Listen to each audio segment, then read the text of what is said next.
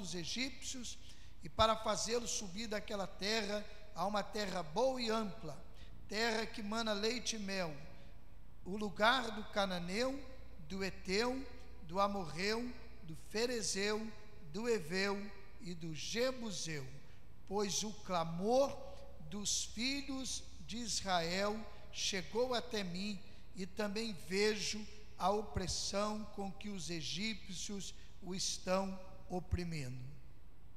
Amém. Veja bem, irmãos, que coisa interessante. Após a morte de José do Egito, o povo de Israel cresceu tanto no Egito, com medo de uma possível articulação de rebelião. O faraó começou a perseguir o povo de Israel e impor um jugo muito pesado. O nascimento de Moisés foi um milagre, porque para impedir que a população continuasse crescendo, houve uma ordem para que matasse todos os meninos.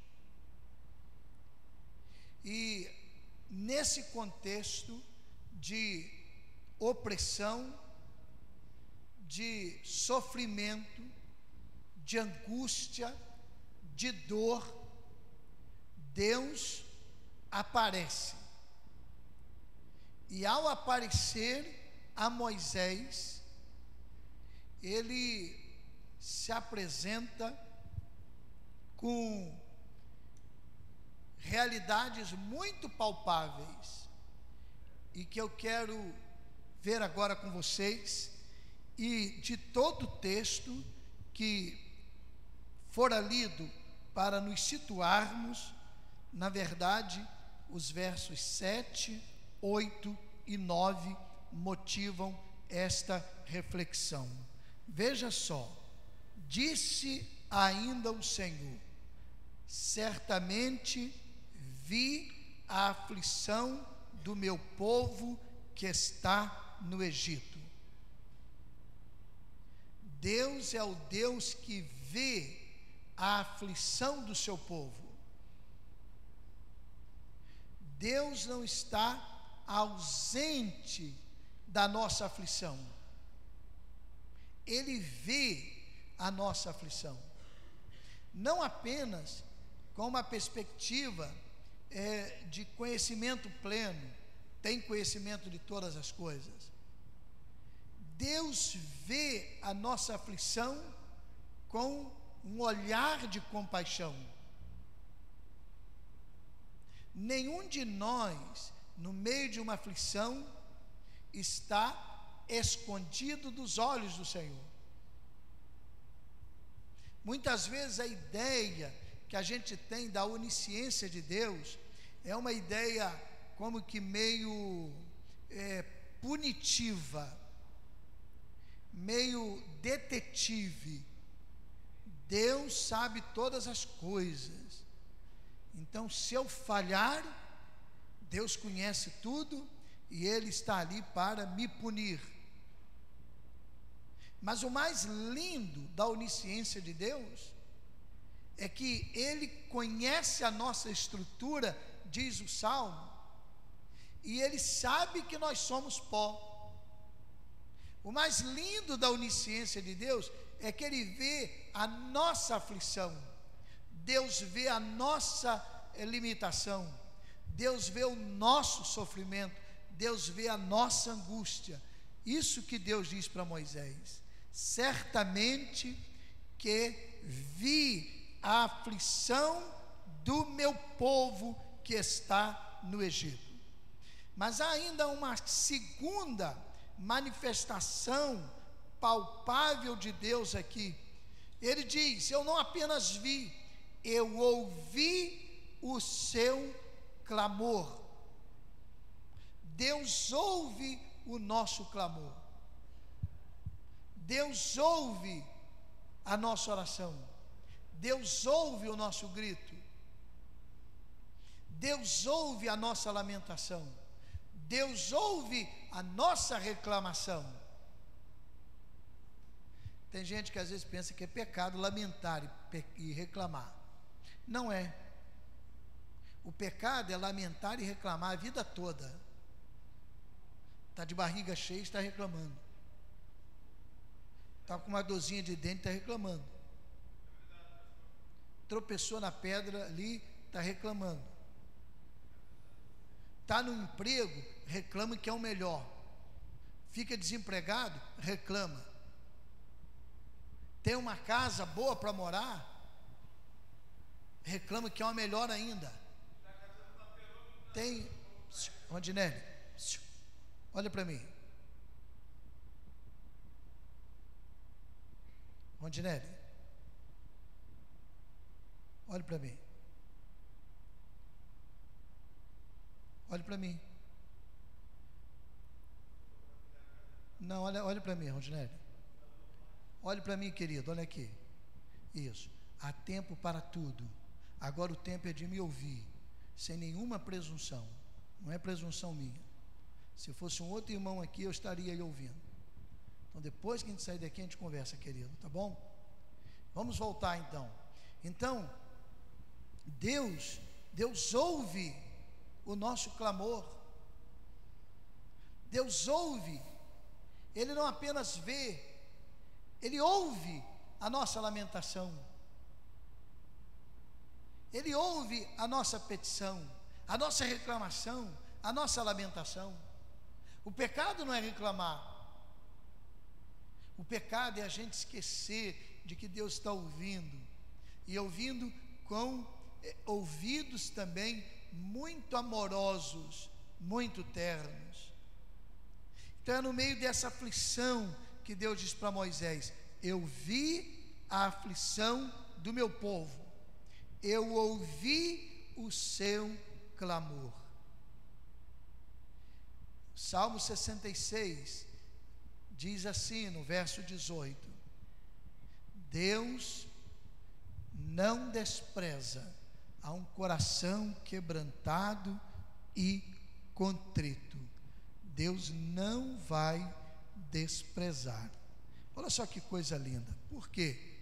Porque Ele ouve o nosso clamor, Ele ouve a nossa aflição, Ele ouve o nosso pedido, Ele ouve a nossa angústia, Ele ouve a nossa lamentação. 66, o 18 diz: se no coração contemplar a vaidade, o Senhor não me teria ouvido. Entretanto, Deus me tem ouvido e me tem atendido a voz da oração. Bendito seja Deus, que não me rejeita a oração, nem aparta de mim a sua graça. Então, um coração quebrantado e contrito não desprezarás, ó Deus. É um outro salmo que certamente eu fiz alguma confusão agora, mas que depois eu lembro, provavelmente, ou é neste com uma versão diferente. Voltando então, Deus manifestou aqui de maneira palpável, dizendo: eu ouvi o clamor por causa daqueles que estão perseguindo. Mas Deus não apenas viu a aflição e ouviu o clamor. Às vezes, por causa da nossa impotência, às vezes por causa da nossa inoperância, às vezes por causa da nossa limitação, mas frieza, às vezes por causa da nossa frieza, a gente vê a aflição de alguém, a gente ouve o clamor desse alguém e para por aí, ou por limitação, ou por incapacidade, ou por frieza. A gente ouve, a gente vê, a gente ouve e para por aí. Não, Deus não parou por aí. E Deus não para. Deus não apenas vê a minha aflição, ouve o meu clamor, olha só o que ele vai dizer para Moisés: eu desci a fim de livrá-lo da mão dos egípcios e para fazê-lo subir daquela terra a uma terra boa e ampla, terra que emana leite e mel. Olha só, Deus não apenas viu, Deus não apenas ouviu, Deus desceu. Nós não adoramos um Deus ausente e distante, que enxerga de longe e que fica sabendo do nosso sofrimento e que ouve o nosso clamor. Não, Ele desceu para nos livrar. Ele desce para nos livrar. Ele não apenas está no céu, no seu trono, e sabe do nosso sofrimento, não apenas ouve, Ele saiu de lá e veio aqui. Ele está junto de nós, Ele está com a gente. Como cremos, o seu Espírito Santo. Mas muito mais do que uma declaração abstrata daquilo que se crê, é a presença real do Senhor. Nós não andamos sozinhos. Deus desceu para nos livrar da aflição. Há duas ideias na filosofia, quando se estuda a teologia, que tentam interpretar a relação de Deus com a sua criação. Deus criador e toda a criação. Então uma ideia diz o seguinte: Deus criou todas as coisas, Deus criou o universo, criou todas as galáxias, criou tudo, criou o homem. Depois que Ele criou tudo, Ele saiu de cena, está no céu, e agora deixa a sua criação caminhar e seguir o seu caminho como quiser, sem a interferência dele, sem a companhia dele. Ele está ausente da sua criação. Essa ideia chama-se deísta, de dado, deísta. Mas tem uma outra ideia. Diz que Deus criou o universo, as galáxias, tudo que tem, criou o homem. Depois que Ele criou tudo, Ele continua dirigindo a história. Nada acontece sem que Ele esteja no comando geral. Não é que uma coisa ruim tenha a ação do Senhor. Não. É que aquela coisa ruim não foge ao controle dele. Alguém poderia, se não foge ao controle dele, ele sabe por que ele está permitindo que aconteça. Então, se ele permite que está acontecendo, alguns dizem, ele não é tão bom assim. Mas está acontecendo não porque Deus quer que aconteça, consequência da desobediência humana. Mas Ele conhece, Ele está junto ali. Essa ideia desse Deus que criou tudo e continua caminhando com a sua criação, chama-se teísta. Teísmo, T de trabalho. É esse Deus aqui. Eu vi o sofrimento do meu povo, eu ouvi o seu clamor, eu desci para livrá-lo, e eu vou fazer subir a terra que emana leite e mel. Esta é uma promessa específica para o povo de Israel, mas ela é abrangente para toda a nossa vida.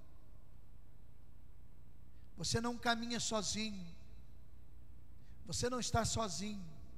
Você não está abandonado. Você não está abandonada. Deus conhece. Deus ouve. Deus desce para junto de nós. Ele está conosco. É o Emanuel. E Ele quer nos levar à terra que emana leite e mel. Que Deus maravilhoso. Que Deus grandioso. Que Deus extraordinário. Deus não é mais Deus ou menos Deus, dependendo das circunstâncias que envolvem a nossa vida. Deus é sempre Deus, cheio de bondade, cheio de misericórdia, cheio de graça, cheio de amor. Você está enfrentando uma aflição? Deus é o mesmo Deus. Você não tem nenhuma aflição? Está tudo bem, saúde boa, alimento na despensa, provisão para algum tempo, filhos saudáveis. Deus é o Deus cheio de bondade, cheio de amor, cheio de graça, porque Ele não pode ser nem menor, nem maior em nenhum de seus aspectos, porque Ele é o Deus que se relaciona com a gente. Meu irmão, minha irmã, vale a pena, nós somos bombardeados o tempo todo para descrer de uma intervenção miraculosa do Senhor. Somos bombardeados o tempo todo para abandonar a fé. Saiu o filme do Noé agora, estou com vontade de ver o filme do Noé. Aí tem uma opção de gente aí já derramando em crítica. Quem produziu não foi um cristão preocupado com a Bíblia, foi um cineasta, tendo como pano de fundo a produção americana. É americano, né? Não é isso? Hollywood. Então há todo interesse. E eles não partem da nossa fé, da nossa crença. Eles partem de todas as informações que têm. Eles não estão errados por produzirem um filme. Ao ver o filme Noé, veja, se delicie com uma produção.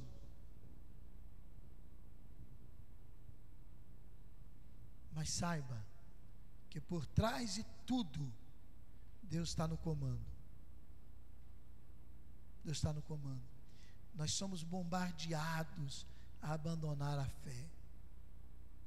O Deus do milagre, o Deus que conhece a nossa aflição, ouve o nosso clamor, o Deus que vê a nossa aflição, ouve o nosso clamor e desce para nos livrar. Vale a pena servir a esse Jesus. Você não está sozinho no meio da caminhada.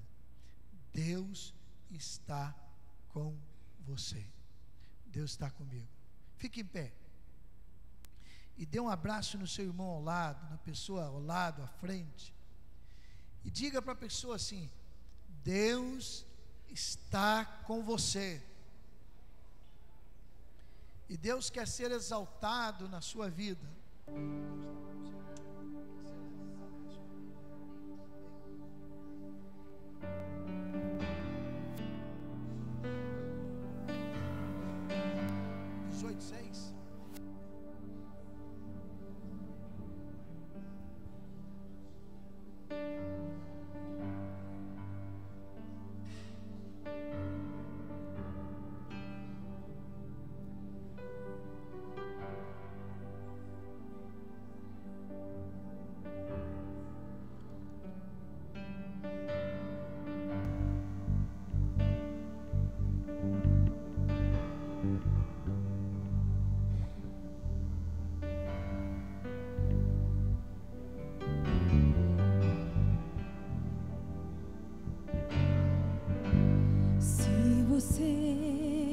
Já pensou em desistir?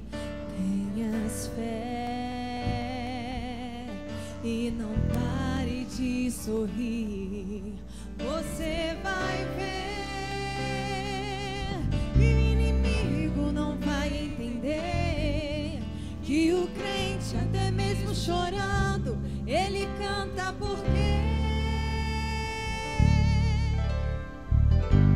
se chorar, chora nos pés do Senhor. Tem Jesus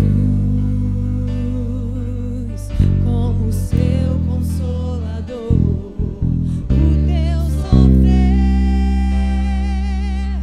uma noite até pode durar, mas o crente sabe que a vitória vem pela manhã.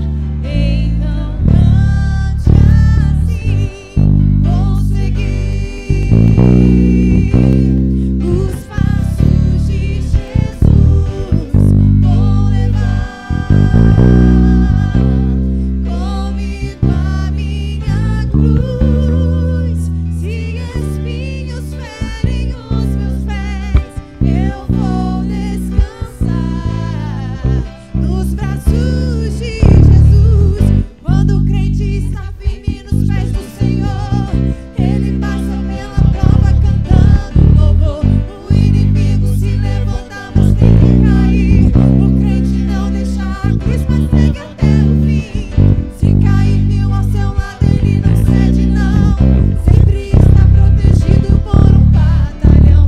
Deus dá ordem aos seus anjos para proteger. Vem guardado desse jeito, desistir porque vou seguir, eu vou seguir os passos de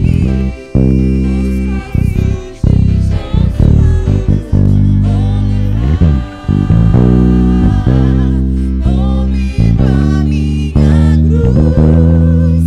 Se espinhos ferem os meus pés, eu vou descansar nos braços de Jesus. Quando o crente está firme nos pés do Senhor, ele passa pela prova cantando louvor. O inimigo se levanta, mas tem que cair. O crente não deixa a cruz, mas leva até o fim. Se cair 1000 ao seu lado, ele não cede não. Sempre está protegido por um batalhão. Deus dá ordem aos seus anjos para proteger. Bem guardados desse jeito, desistir porque vou seguir, eu vou seguir os passos de Jesus, vou levar comigo a minha cruz. Se espinhos ferem os meus pés, eu vou descansar nos braços de Jesus.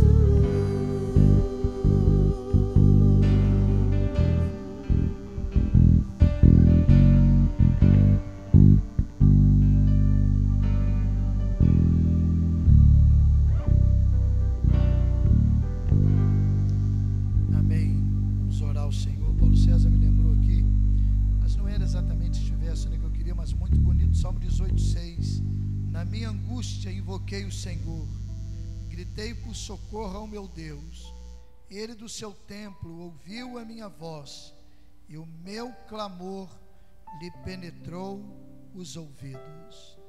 Que bênção! O Deus que ouve, o Deus que nos acompanha, o Deus que nos ajuda. 51:17. Eu acho que é isso mesmo. Obrigado, irmão. Tanta gente, que bênção. Eu estou agora tentando me lembrar mesmo que o 51 parece que é esse mesmo. Vamos ver aqui. Sacrifícios agradáveis a Deus são espírito quebrantado. Há um coração, aqui essa versão diz coração compungido e contrito, não desprezarás, ó Deus. É verdade, é um coração quebrantado e contrito, diz outra versão, não desprezarás, ó Deus. Obrigado aos irmãos. O 18:6 também muito bonito.